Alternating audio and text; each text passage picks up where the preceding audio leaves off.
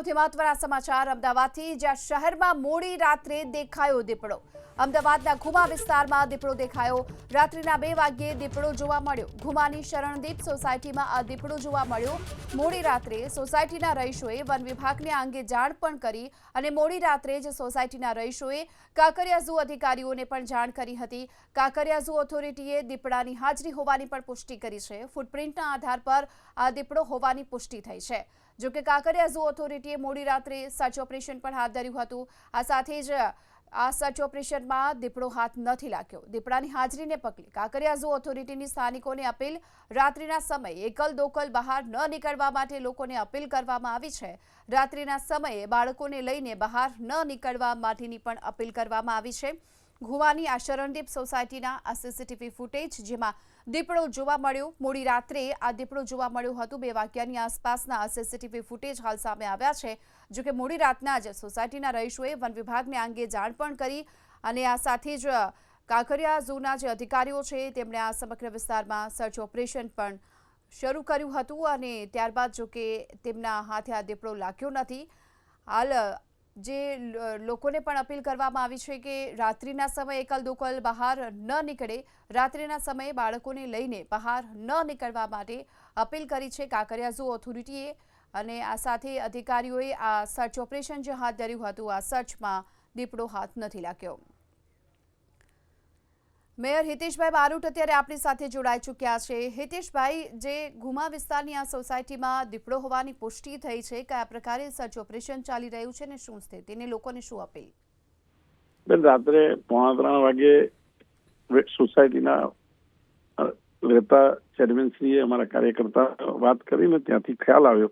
તાત્કાલિક ધોરણે જૂના સાહુજીને વાત કરી હતી અને સાહુજી અને વન વિભાગની ટીમ રાત્રે ત્યાં પહોંચી ગઈ હતી।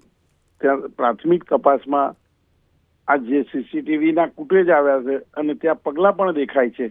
હજુ વન વિભાગની ટીમ અને કાંકરિયાની ટીમ સાથે અભ્યાસ કરી રહી છે, શોધી રહી છે અને બધા જ બનતા મકાનો છે આજુબાજુમાં ખૂબ, કે અત્યારે રાત્રિના સમયે જ આ નીકળતી પ્રાણી છે અને આ પ્રાણી અત્યારે દિવસે આપણા શોધવાનું ચાલશે અને આવતીકાલ રાત સુધી, આજની રાતે પણ આપણે શોધવાનો પ્રયાસ કરીશું। ઝડપથી પકડાય એ માટેનું બંને ટીમો ત્યાં જ રહી છે અને અત્યારે પણ ત્યાં વન વિભાગના અધિકારી અને કાંકરિયાના અધિકારી ત્યાં હાજર છે।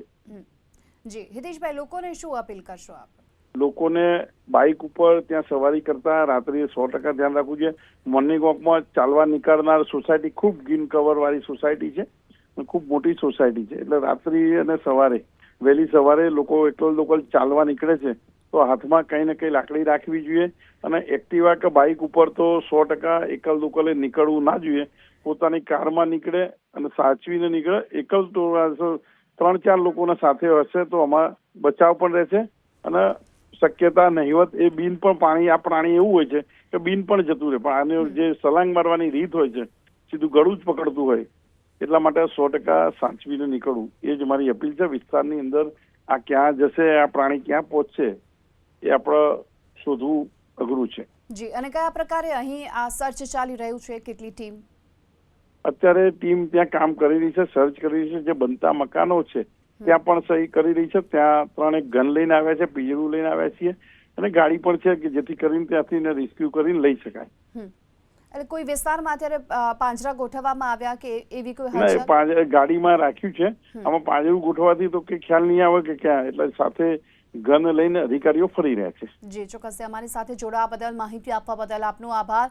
તો કાંકરિયા ઝૂના અધિકારીઓ સ્થળ તપાસ કરશે અને અત્યારે પણ આ સ્થળ તપાસ છે તે હજુ પણ ચાલુ છે। મોડી રાતથી જ આ સર્ચ યથાવત કરવામાં આવ્યું છે। ઘુમાના ગામ નજીક આ દીપડો દેખાયો। રાત્રિના સમયે દીપડો આવી ગયો છે। જો કે હાલ તો વન વિભાગ અને કાંકરિયા ઝૂના અધિકારીઓએ આ અંગે સર્ચ કર્યું।